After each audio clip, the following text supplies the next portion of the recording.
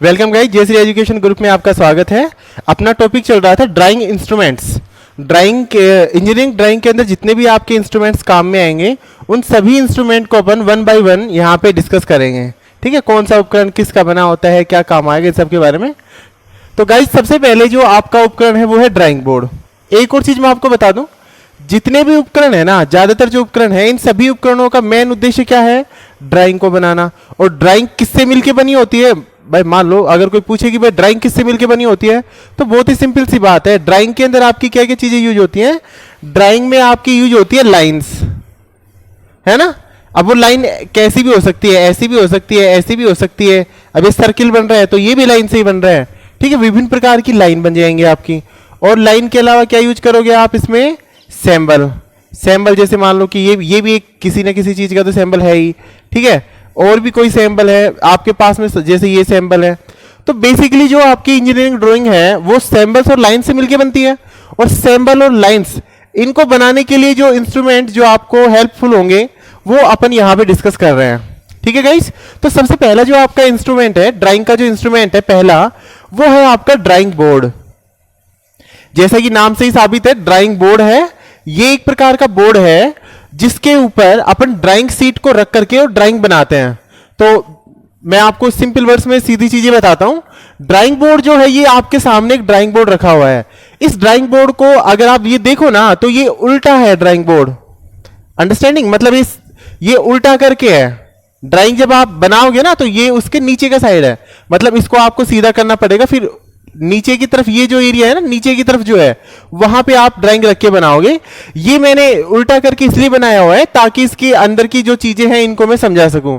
ठीक है गाइस, तो ड्राइंग बोर्ड क्या होता है? ये इस तरीके की, ये जो आपके पास में जो बनी होती है ना, ये रेक्टेंगुलर फॉर्मेट में, आयताकार जो आकार में बनी हुई है, इन्हें हम बोलते हैं स्ट्रिप, पट्टियां। क्या बोलते हैं इनको? स्ट्रिप्स बोलेंगे आप इनको, पट्टियां बोलते हैं। इन पट्टियों से ही मिलके बनता है ये। ठीक है, और इन प्रत्येक पट्टियों के बीच में देखो हल्का हल्का सा होता है गैप, थोड़ा थोड़ा सा क्या होता है? गैप। और वो गैप क्यों रखा जाता है? गैप इसलिए रखा जाता है कि कई बार क्या है कि वुड के अंदर भी एक्सपेंशन होता है, मतलब थोड़ा सा फैलाव होता है। तो उस थोड़े से फैलाव और सिकुड़न को एडजस्ट करने के लिए ही ये इसके अंदर थोड़ा थोड़ा सा गैप दिया जाता है। तो ये है काम किसका? स्ट्रिप का। ये स्ट्रिप से बना हुआ होता है। ठीक है, और स्ट्रिप के अलावा ये जो आप देख रहे हो ना, क्रॉस के अंदर ये जो दो लकड़ी के जो लगे हुए हैं, इन्हें हम बोलते हैं बैटन। क्या बोलेंगे इनको? बैटन बोलते हैं गाइस। एक ये रहा बैटन और एक ये रहा। और ये क्या है? ये जो आपके स्ट्रिप्स जो लगे हुए हैं ना, इस तरीके से जो पट्टिकाएं लगी हुई हैं, इन पट्टिकाओं को ये जोड़ने का काम कर रहा है बैटन जो है आपका। और ये जो आपका ड्राइंग बोर्ड है, ये ड्राइंग बोर्ड आपका बना होता है, किससे बना होता है? ये बना होता है वेल सीजन सॉफ्ट वुड। एक प्रकार की लकड़ी है, वेल सीजन सॉफ्ट वुड, है ना। एक सॉफ्ट लकड़ी से ये बना होता है आपका। इसके अंदर और एक खास बात क्या होती है कि जब अपन इसको यूज करेंगे ना, तो यूज जब करेंगे तो ये एकदम फ्लैट नहीं रखते अपन। ज्यादा बेटर होता है कि आप इसको फ्लैट करने के बजाय थोड़ा सा टिल्ट कर लीजिए, थोड़ा सा झुका लेते हैं। अब जैसे मैं स्टूडेंट हूं यहाँ पे और मैं इसको यूं बना रहा हूं, तो ये थोड़ा बिल्कुल फ्लैट नहीं होने के बजाय, फ्लैट के बजाय ये थोड़ा सा झुका हुआ होता है, ताकि आप इजीली अपनी ड्राइंग उसके ऊपर ड्रा कर सको। ठीक है गाइस? अच्छा जी, तो इसके अंदर ये जो है, देखो मैंने आपको बताया कि ये उल्टा करके बनाया हुआ है। ये फिगर जो है फिलहाल ड्राइंग बोर्ड का, ये जो नीचे की तरफ जो है, ये जो है ना, ये आपको जो रेक्टेंगल दिख रहा है नीचे का, ये है इसकी वर्किंग एज। वर्किंग एज मतलब कार्यकारी किनारा। और इसके ऊपर ये जो है, ये जो पट्टी पट्टी के टाइप में ये जो बना हुआ है, इसे हम बोलते हैं एबनी। एबनी क्या है? एक ब्लैक कलर की काली पट्टी का होती है ड्राइंग बोर्ड के ऊपर। ठीक है, और एक चीज और बता देता हूं मैं आपको साथ ही साथ, ये जब ड्राइंग बोर्ड आप जब इसको सीधा करोगे, सीधा जब आप इसको, जब भाई ड्राइंग बनानी होगी तो अपन इसको सीधा करेंगे। तो सीधा करेंगे तो ये सारी चीजें जो है ना, वर्किंग एज, एबनी वगैरह, ये किधर की तरफ आई? ये लेफ्ट की तरफ आई। जब अपन ड्राइंग बनाएंगे तो ड्राइंग बोर्ड पे इस तरीके से खड़े होंगे कि ये चीजें जो है एबनी वगैरह अपने लेफ्ट हैंड की तरफ आए। ठीक है गाइस, तो ये आपका होता है ड्राइंग बोर्ड। और ड्राइंग बोर्ड के अंदर इसके अलावा इसका होता है साइज। साइज किस तरीके से होता है वो भी आप यहां पे मैं लिख देता हूं। डेजिग्नेशन बोलते हैं ड्राइंग बोर्ड का, डेजिग्नेशन। तो देखिए जो ड्राइंग बोर्ड की जो मोटाई है ना, मोटाई तो फिक्स है इसकी, मोटाई टी जो है वो होती है 25 mm, फिक्स है। कोई भी तरीके का आप यूज करो, इसकी मोटाई फिक्स है। और रही बात इसकी लंबाई और चौड़ाई की, तो वो मैं यहां पे लिख देता हूं। ड्राइंग बोर्ड का जो डेजिग्नेशन है इस तरीके से लिखा जाता है, D0, D1, D2, D3। कई बुक्स के अंदर इसको B0, B1, B2, B3 भी लिखा हुआ है, ठीक है। तो D0 डेजिग्नेशन में क्या है, मोटाई तो फिक्स है सभी की 25 mm, ठीक है ना। उसके अलावा जो है आपका ये होता है आपका 1500 इंटू 1000, सब कुछ mm में है, ये भी mm में है, ये भी mm में है, बाकी के जो चलेंगे वो भी mm के अंदर ही चलेंगे। D2 में होता है आपका 1000 गुणा में 700, D2 होता है आपका 700 गुणा 500, और D3 होता है आपका 500 गुणा 350। ये आपका डेजिग्नेशन है ड्राइंग बोर्ड का। इस साइज में आपको ड्राइंग बोर्ड मिलते हैं। और अपने स्कूल कॉलेजों के अंदर जो ड्राइंग बोर्ड यूज किए जाते हैं वो ये लास्ट के जो 2 साइज है ये अपन यूज करते हैं, ठीक है। स्कूल और कॉलेजेस के अंदर ड्राइंग बोर्ड का ये लास्ट के 2 साइज यूज किए जाते हैं। आपसे एग्जाम में पूछ सकता है कि भाई D0 का डेजिग्नेशन बताइए, D2 का बताइए, या फिर उसकी मोटाई कितनी होती है, कौन सी प्रकार की लकड़ी से बना होता है। ये सारे के सारे क्वेश्चंस हैं जो मैंने आपको बता दिया। चलिए नेक्स्ट आपका इंस्ट्रूमेंट है टी स्क्वायर। कौन सा है, टी स्क्वायर। टी स्क्वायर क्या है, देखिए जैसा कि आपके सामने एक आकृति बनी हुई है। टी स्क्वायर में ये जो इसमें ये 2 भाग हैं, ये तो है आपका हेड और ये होता है आपका स्टॉक। 1 सेकेंड। तो गाइस ये जो आपका टी स्क्वायर है, इस टी स्क्वायर के अंदर ये वाला हिस्सा होता है आपका हेड। हेड को ही स्टॉक बोलते हैं, है ना, हेड को ही स्टॉक बोलते हैं। और ये जो है आपकी, ये है आपकी ब्लेड, ये ब्लेड है। और ब्लेड में ये जो है आपकी वर्किंग एज होती है, ठीक है। यहां पे ये एडजस्टिंग स्क्रू होते हैं। और ये जो हेड और जो ब्लेड है ना, हेड और ब्लेड के बीच का ये जो एंगल है, ये एंगल होता है आपका 90 डिग्री का, ठीक है। तो ये आपका टी स्क्वायर है। और टी स्क्वायर किसका बना होता है, ये बना होता है आपका हार्ड क्वालिटी वुड का। एक लकड़ी है हार्ड क्वालिटी वाली, लेकिन थोड़ा हार्ड होता है ये, ठीक है। और ये जो टी स्क्वायर है, टी स्क्वायर का जो मेन काम है, मेन जो इसका यूज है, उसका मेन यूज है इसका हॉरिजॉन्टल लाइन खींचने में, हॉरिजॉन्टल लाइंस को ड्रा करने में टी स्क्वायर काम में आएगा, ठीक है। एग्जाम में अगर क्वेश्चन आया तो ये विशेष ध्यान रखना है आपको कि हॉरिजॉन्टल लाइंस खींचने में कौन सा ड्राइंग इंस्ट्रूमेंट काम में आएगा, then our answer will that T square, okay. और टी स्क्वायर जो है, टी स्क्वायर आपका सेट स्क्वायर के बेस के रूप में और काम करता है ये, ठीक है भाई। टी स्क्वायर कैसे काम करेगा, जैसे ये ड्राइंग का बोर्ड है आपका, मान लो इसी को मैं बोर्ड मान लेता हूं। तो ये लेफ्ट साइड में ये जो है ना इसका हेड, ये हेड यहां पे लग जाएगा और यहां पे होगा इसका ब्लेड, ठीक है। ये यू स्लाइड होगा, स्लाइड होकर के आप यू लाइनें खींच सकते हो ना। तो कैसी रेखाएं खींची है, सारी की सारी हॉरिजॉन्टल लाइंस खींची। और ये जो आपका ब्लेड जो रहेगा इस ब्लेड के ऊपर, तो इस ब्लेड के ऊपर आप क्या है, सेट स्क्वायर जो इंस्ट्रूमेंट है जो नेक्स्ट ही है आपका, उसको बेस के रूप में यूज ले सकते हो, उसके बेस के रूप में आप इसको यूज ले सकते हो। सेट स्क्वायर को भी आप इस पे रख सकते हो, ठीक है। तो गाइस ये मैं 1 मिनट में आपको एक छोटा सा बना देता हूं, ये एक्चुअल में कैसे काम करेगा भाई। जैसे यहां पे, तो यहां पे जैसे मान लो यहां पे तो ये आ गया इसका हेड और यहां की तरफ आएगी इसका ब्लेड, और ये इस तरीके से यू स्लाइड करेगा, ठीक है ना। अच्छा जी, तो ये आपका काम था किसका, टी स्क्वायर का, ठीक है। टी स्क्वायर इसके हालांकि बनाया जाता है किससे, हार्ड क्वालिटी वुड से, लेकिन ये सेलुलॉइड या प्लास्टिक से भी बना लेते हैं, ठीक है। तीसरा जो आपका इंस्ट्रूमेंट है वो है सेट स्क्वायर, बहुत इंपॉर्टेंट है सेट स्क्वायर, ठीक है ना। सेट स्क्वायर जो है आपका ये कपल में पाया जाता है, जोड़े में पाया जाता है। और जोड़ा इस तरीके से है आपका कि एंगल्स के आधार पे ये डिवाइडेशन हुआ है सेट स्क्वायर का। देखो ये एक जो एंगल है ये तो 90 डिग्री में रहेगा दोनों ही सेट स्क्वायर्स के अंदर, ठीक है। एक सेट स्क्वायर में क्या है कि ये जो बाकी के जो रिमेनिंग जो एंगल्स हैं ये होते हैं आपके 45 डिग्री के, ठीक है। और जो दूसरा वाला जो सेट स्क्वायर है इसमें आपका एक एंगल होगा कितने का, 30 डिग्री का, और अनदर विल बी 60 डिग्री। दूसरा कितने डिग्री का होगा, 60 डिग्री का होगा। इसकी जो लेंथ है, ये जो लेंथ है ना, ये वाली लेंथ जो 45 डिग्री वाला सेट स्क्वायर है इसकी तो होती है आपकी 200 mm। कितनी हो गई, 200 mm। और ये जो 30 और 60 वाला जो सेट स्क्वायर है, इसकी जो टोटल लेंथ है ये होती है आपकी 250 mm। कितनी हो गई?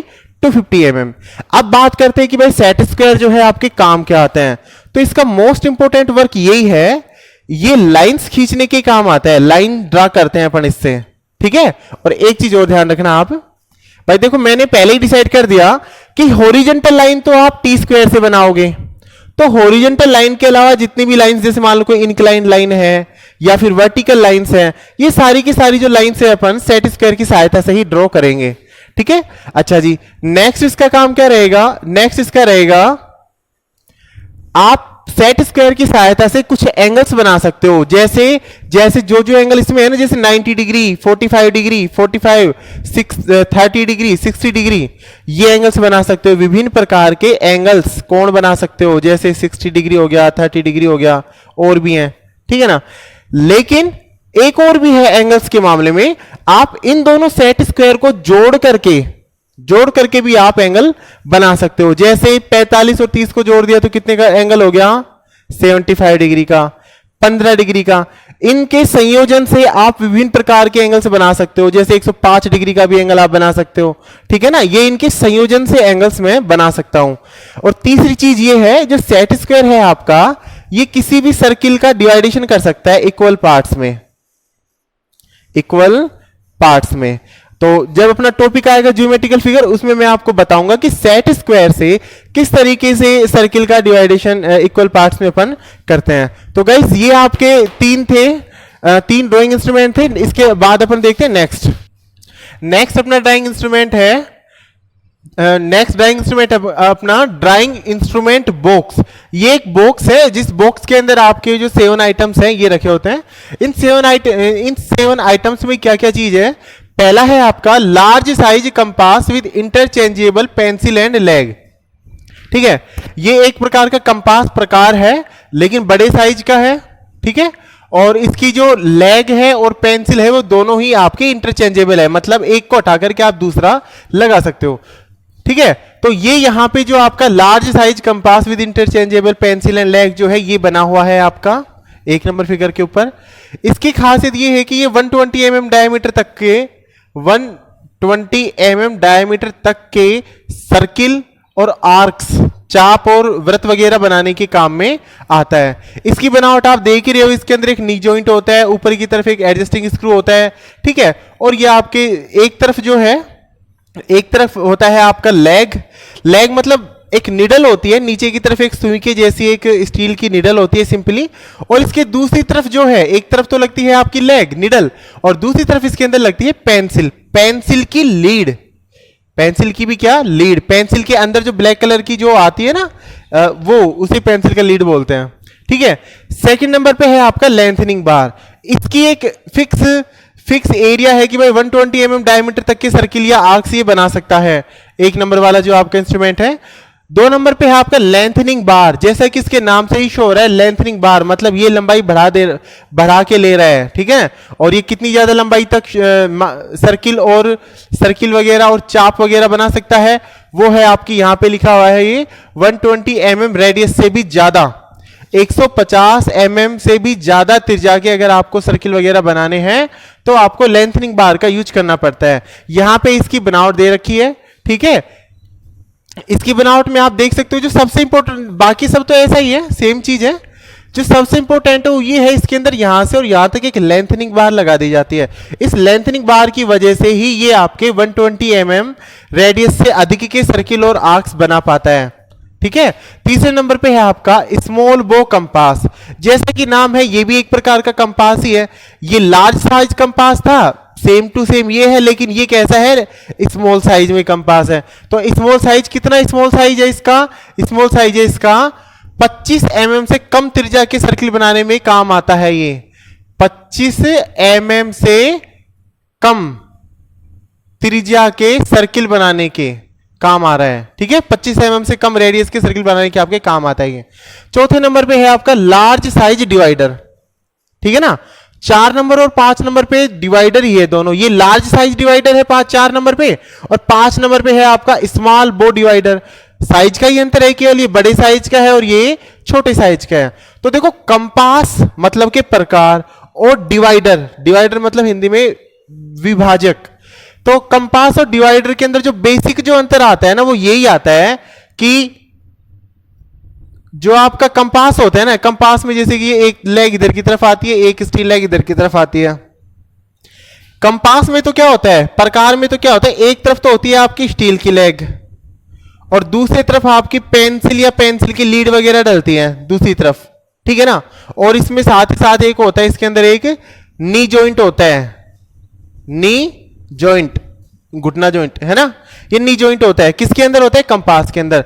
लेकिन डिवाइडर के अंदर ना तो नी जॉइंट होता है, डिवाइडर में आपका ये जो डिवाइडर है, कोई सा भी डिवाइडर हो, लार्ज साइज या स्मॉल साइज, डिवाइडर में आपका नी जॉइंट नहीं होता। दूसरी बात, डिवाइडर के अंदर पेंसिल नहीं डलती कहीं भी। डिवाइडर में दोनों जो लेग हैं, दोनों लेगों के ऊपर आपको क्या मिलेगी, निडल मिलेगी, सुई जैसी जो है निडल, सुई जैसी जो एक लंबी सी नोक है, दोनों में ही निडल मिलती है आपको। तो ये बेसिक अंतर है। इसका काम क्या होता है, जो डिवाइडर है ना, डिवाइडर का मेन काम क्या है, डिवाइडर का अगर मैं यूज बताना चाहूं आपको कि भाई डिवाइडर का यूज क्या है, तो डिवाइडर का जो बेसिक यूज है वो क्या होता है, डिवाइडर का यूज होता है आपका कि इक्वल पार्ट्स में सर्किल को या चाप वगैरह को इक्वल पार्ट्स में नापना, इक्वल बांटना और उन इक्वल पार्ट्स को एक जगह से दूसरी जगह पे ट्रांसफर करना। यही बेसिक काम होता है डिवाइडर का। डिवाइड करता है इक्वल पार्ट्स में और एक जगह से दूसरी जगह पर नापों को आपका ट्रांसफर भी करता है। तो स्मॉल बो compass, sorry large size divider और स्मॉल बो डिवाइडर जो है, दोनों ही डिवाइडर है आपके, दोनों लेग्स होती है इसके अंदर। फिर नंबर 6 और नंबर 7 के ऊपर आपका आता है स्मॉल बो इंक पेन और इंकिंग पेन। ये दोनों ही इंकिंग पेन है। तो इंकिंग पेन में क्या होता है, स्मॉल बो इंकिंग पेन में क्या होता है, इसका बेसिक जो कार्य है वो यही है कि भाई इससे आप क्या बना सकते हो, सर्किल बना सकते हो, सर्किल बना सकते हो या चाप वगैरह बना सकते हो, रेडियस वगैरह बना सकते हो स्मॉल बो इंक पेन में। अब जैसे कि नाम आ रहा है इंक है, इसके अंदर क्या है, इंक, मतलब आप उसको कलर कर सकते हो, रंग दे सकते हो उसके अंदर। पेंसिल के कलर के अलावा जो भी आपको कलर चाहिए आप उसमें इंक में कलर भर सकते हो, ठीक है। इसी प्रकार से 7 नंबर पे है आपका इंकिंग पेन। इंकिंग पेन की खासियत यही है कि स्मॉल बो इंक पेन जो था ये तो सर्किल और चाप वगैरह बना रहा था। इंकिंग पेन की खासियत यही है कि इससे आप स्ट्रेट लाइन, सीधी रेखा बना सकते हो और नॉन सर्किल जितने भी आइटम है वो भी आप इंकिंग पेन की सहायता से बना सकते हो। इंकिंग पेन में भी शाई डलती है और ये परमानेंट काम होता है आपका। तो ड्राइंग इंस्ट्रूमेंट के अंदर आपने देखा बेसिकली टोटल 7 प्रकार के आपके इंस्ट्रूमेंट लग रहे हैं। इन 7 प्रकार के इंस्ट्रूमेंट में शुरू के 3 जो है वो आपको बता रहे कंपास के बारे में, और जो 4 और 5 नंबर पे है ये आपको बता रहे डिवाइडर के बारे में, और लास्ट के 6 नंबर और 7 नंबर जो है आपके, ये है आपके इंकिंग पेन, इंक पेन के बारे में आपको बता रहे हैं। ये कंपटीशन के एग्जाम पॉइंट ऑफ व्यू से बहुत ज्यादा इंपॉर्टेंट है आपका ये, ठीक है गाइस। चलिए करूँ, चलिए गाइस स्टार्ट करते हैं उससे आगे का। स्केल, स्केल जो है पैमाना, स्केल आपके पास में बेसिकली 2 शेप, इस प्रकार की और इस प्रकार की शेप में पाया जाता है। ये जो नॉर्मल स्केल है ये है जैसे कि इसकी जो विड्थ होती है ना, ये चौड़ाई जो है, चौड़ाई है इसकी लगभग 2 सेंटीमीटर और इसकी मोटाई जो है वो 1 mm है, ठीक है। और इसकी जो लेंथ है वो है लगभग 15 से, लगभग क्या फिक्स है, कितनी है, 15 सेंटीमीटर। इस प्रकार का जो स्केल है ये रेक्टेंगुलर शेप में है। इसका जो क्रॉस सेक्शन है ना, इसका क्रॉस सेक्शन है आयताकार, ठीक है। और ये आयताकार क्रॉस सेक्शन वाला जो स्केल है ये 15 सेंटीमीटर लंबाई के अंदर है। और इसको आप इस तरफ जो है mm में, सेंटीमीटर में नाप सकते हो, नापों को ट्रांसफर कर सकते हो, नाप सकते हो mm और सेंटीमीटर में। और इधर की तरफ जो है, ये इधर की तरफ जो ये दर्शाता है ये दिखाता है इंचेस को, भाई इंच में कितना है आपका नाप, ठीक है। तो स्केल का एक प्रकार ये होता है और एक होता है ये इस तरीके से रेक्टेंगुलर टाइप का स्केल। इस तरीके का जो स्केल है ये क्या है, इसकी जो विड्थ होती है लगभग 3 सेंटीमीटर, और जो लंबाई होती है इसकी, जो दूसरे प्रकार का जो स्केल है उसकी लंबाई होती है आपकी लगभग 30 सेंटीमीटर, ठीक है। क्रॉस सेक्शन जो है अलग अलग हो सकते हैं भाई, क्रॉस सेक्शन 2 ही प्रकार के मिलेंगे आपको, या तो रेक्टेंगल आयताकार टाइप का और या फिर ये ट्राइंगल टाइप का, इस तरीके के टाइप का मिलेगा, ठीक है। एक होता है 15 सेंटीमीटर लेंथ के अंदर और एक होता है 30 सेंटीमीटर लेंथ के अंदर, ठीक है गाइस। और स्केल जो है स्केल का जो डेजिग्नेशन है वो M1 से M8 तक किया गया है। स्केल का जो वर्गीकरण में जो डेजिग्नेशन है वो M1 से M8 साइज में आपका जो स्केल जो आपका पैमाना है वो आपका मिलता है M1 से और M8 तक। ठीक है नहीं। अगला है आपका प्रोटेक्टर। प्रोटेक्टर जो चंदा है ये आपका ये एंगल्स को मापने का काम करता है। इसमें रिवर्स में होते हैं कुछ, देखिए आप एक बार समझिए इसको। अगर मैं इस प्रोटेक्टर की बात करूं तो यहां पे 0 डिग्री है, फिर 10 डिग्री, फिर 20, 30, 40, 50, 60, 70 और ये 180 डिग्री तक। ये अर्धचंद्राकार फॉर्मेट में है। इधर की तरफ से कितना आ रहा है, ये 180 डिग्री तक आ रहा है ना। अब यहां से देखिए एक बार, यहां पे किस तरीके के साइज लिखा हुआ है, 0 डिग्री, फिर 10 डिग्री, फिर 20, 30, 40, 50 और लास्ट में यहां पे 170 और 180 डिग्री तक। इस तरीके से एक साइज इधर की तरफ आ रहा है। ठीक है, बीच में जो है आपका ये एक अर्धचंद्राकार रूप में ये इस तरीके से लिखा होता है। इसमें क्या मिडिल होता है, ये यहां से आपका देखिए ये जो है ना ये मिडिल, यहीं से आपका जो एंगल है एंगल का मापन होता है या फिर यहीं से आपका एंगल ड्रॉ होता है। प्रोटेक्टर जो है जो सबसे ज्यादा जो प्रचलित आपका जो प्रोटेक्टर चांदा है वो ये वाला ही है, अर्धचंद्राकार फॉर्मेट में होता है। ये मिनिमम 1 डिग्री डिवीजन तक का 1 डिग्री तक का ये मापन कर सकता है। और यहां से और यहां तक की ये जो इसका व्यास है, इसका व्यास होता है कितना, 100 mm व्यास होता है इसका 100 mm। ये अर्धचंद्राकार रूप में है और कभी कभी ये फुल मतलब कंप्लीट सर्किल में, जिसे हम गोल डी बोलते हैं, कंप्लीट में भी आपका ये सर्किल आपका जो प्रोटेक्टर है सर्किल के रूप में भी होता है। ठीक है गाइस, तो प्रोटेक्टर का जो मेन काम है वो तो एंगल से संबंधित है, एंगल को बनाना या फिर एंगल को मेजर करना, यही तो काम है प्रोटेक्टर के आपके। ठीक है, और इधर की तरफ देखिए ये जो एक आकृति जो दिखी हुई है ये फ्रेंच कर्व कहलाता है, फ्रेंच वक्र कहलाता है। फ्रेंच वक्र जो है ये कहां काम आता है, तो ध्यान से सुनिए, अनियमित आकृतियों को बनाने के काम आता है। क्या लिख सकता हूं मैं, इररेगुलर शेप्स, अनियमित आकृतियों को बनाने के काम आता है आपका फ्रेंच वक्र। इनकी कोई नियमित आकृति नहीं होती है, इसीलिए तो अनियमित आकृति को बनाने के काम आ रहा है। और ये आपको सेट स्क्वायर के अंदर भी इनबिल्ट मिल जाएगा, सेट स्क्वायर के अंदर आपको आसानी से मिल जाता है। ठीक है, चलिए एक और देखिए इधर की तरफ। फिर है आपका इरेजर। इरेजर आपको पता है इंडिया के अंदर क्या सॉफ्ट जो रबर है वो चलता है भाई। इरेजर जो है आपका इस तरीके से होना चाहिए कि जब इरेजर से आप सीट को या ड्राइंग पेपर को मिटाओ ना, पेंसिल का जो लिखा हुआ है उसको मिटाओ, तो वो सीट को एक तो ब्लैक नहीं करना चाहिए, मतलब थोड़ा सफाई से साफ करें, ब्लैकनेस नहीं छोड़नी चाहिए वहां पे और गंदगी नहीं करनी चाहिए। ठीक है ना, इस तरीके का आपका इरेजर या रबर होना चाहिए। फिर है आपका sand paper block. Sand paper block देखो, जैसा कि मैंने यहाँ पे एक फिगर बनाया हुआ है, सैंड पेपर ब्लॉक के ऊपर इधर की तरफ क्या होते हैं, एब्रेसिव पार्टिकल्स होते हैं, सैंड के अपघर्षक छोटे छोटे कण होते हैं। इन कणों के ऊपर अगर मैं ये जैसे पेंसिल, इस पेंसिल को मैं यहां से यूं रब करूंगा, इस तरीके से घसूंगा, तो मेरी पेंसिल की जो नोक है वो मेरी क्या हो जाएगी, यहां से शार्प हो जाएगी।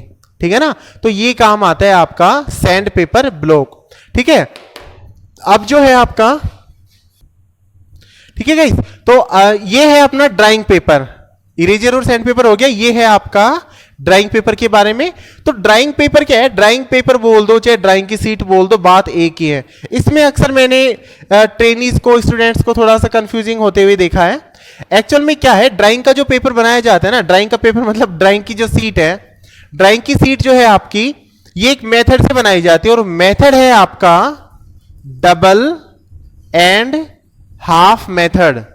डबल एंड हाफ मेथड मतलब दुगना, डबल मीन्स दुगना और हाफ मीन्स आधा, इस तरीके से आपका बनाया जाता है। कई ये जो आपको ये यहां पे मैंने फिगर बनाया हुआ है, इस फिगर में ये मैंने बेसिक साइज ले रखा है, एक लिखा हुआ है मैंने A0। ठीक है ना, जो ड्राइंग सीट जो है, ड्राइंग पेपर बोल दो या ड्राइंग सीट बोल दो, ड्राइंग सीट का जो डेजिग्नेशन है वो इस तरीके से दिया जाता है, A0, A1, A2, A3, A4, इस तरीके से इसका डेजिग्नेशन दिया जाता है। और इसका जो मेथड है, कोई बोले कि भाई ड्राइंग की सीट किस आधार पे बनती है, तो हम बोलेंगे डबल एंड हाफ मेथड के आधार पे बनती है। ठीक है, इसके अलावा जो ड्राइंग सीट का एक स्पेशल चैप्टर और आएगा, उसमें इसकी और भी डिटेल बताएंगे कि लेंथ कितनी लेते हैं, अंडर रूट XY क्या होता है, वो बात की चीजें। लेकिन फिलहाल आप यहाँ पे इसका केवल और केवल साइज समझ लीजिए। ये मैंने एक A0 साइज ले लिया। A0 साइज का मतलब मेरा ये हुआ कि 1189 mm, तो ये है इधर की यहां से और यहां तक की लेंथ 1189 mm, और ये जो इधर की तरफ है 841 ये देखो चित्र में आप देख पा रहे हो, ये 841 mm है। मैंने क्या किया, इसको हाफ किया, कंप्लीटली था, इसको मैंने किया क्या, हाफ किया। हाफ करूंगा, ठीक है ना, तो हाफ करूंगा तो क्या हो जाएगा, 1189 mm का हाफ लगभग कितना हो जाएगा, 594 mm, ठीक है, 594। तो आप इस ड्राइंग सीट के साइज को आप इस तरीके से समझ सकते हो कि A0 ड्राइंग का सीट का जो साइज है वो है कितना, 841 गुणा 1189, 841 गुणा 1189, ये A0 सीट का साइज है, ठीक है। फिर A1 का करोगे तो देखो मैंने आपको बताया डबल एंड हाफ मेथड पे चलता है, ये प्रिंसिपल है इसका। तो 1189 का अप्रोक्सीमेट हाफ कर लो आप, 1189 का यहाँ हो गया, ये लंबाई सेम टू सेम रह जाएगी, तो 841 यहाँ पे आ गया, ठीक है ना।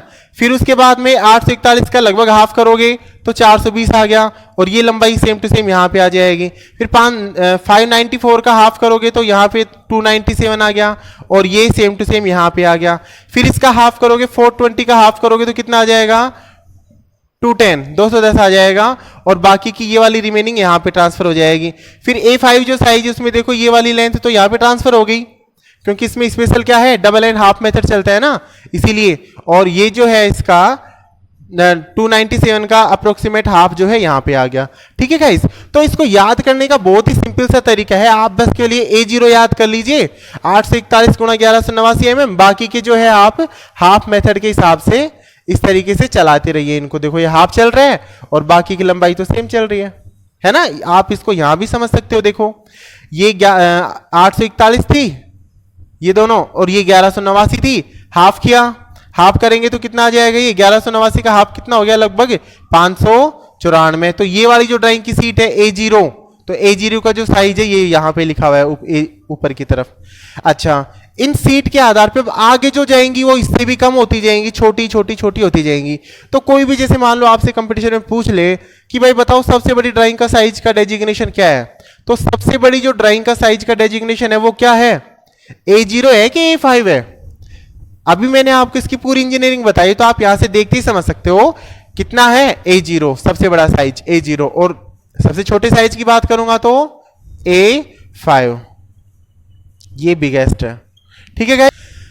Thank you guys. अगर आपको वीडियो अच्छा लगे तो वीडियो पे लाइक करिए, वीडियो पे कमेंट करिए, चैनल को सब्सक्राइब करना बिल्कुल ना भूले, और सब्सक्राइब के पास में जो आपका बेल बटन है उसको आवश्यक रूप से दबा दें, क्योंकि यही वो साधन रहेगा जो आपको हमारे नए नए वीडियोस के बारे में, नई नई इंफॉर्मेशन के बारे में, नई नई नोटिस के बारे में, ITI रेगुलर ऑनलाइन क्लासेस के बारे में आपको अपडेट करेगा। Thank you guys.